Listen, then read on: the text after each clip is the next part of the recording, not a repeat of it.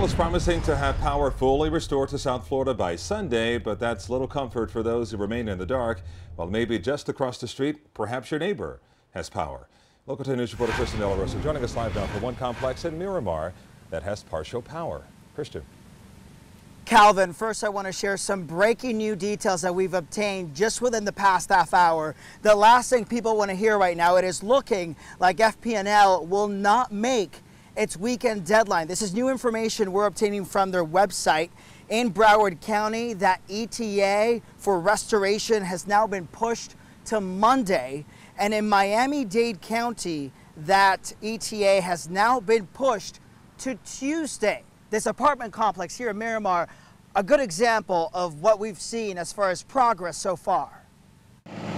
Late into the night, FP&L trucks are covering more ground across South Florida. The clock is ticking as they try to meet their end of the weekend deadline to turn the electricity back on to those still without power. Haven't slept.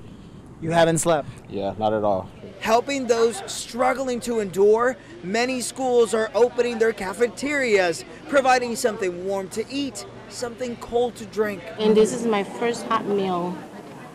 I have no power since last week. Progress is being made. We were there as George Glenn got home and this happened. Look at that. Then he went straight for the AC. For him, getting around in the dark wasn't easy. Having an obvious physical challenge and then having to go out each day, come back in. And his neighbors also elated. Like $1 million, you never miss it until it's gone. Now that we got it back, hey, we thank the good Lord for getting power back. But they're the lucky ones. I'm on day 6. The other half of their apartment complex at Harbor Cove in Miramar, still like so many right now, in the dark.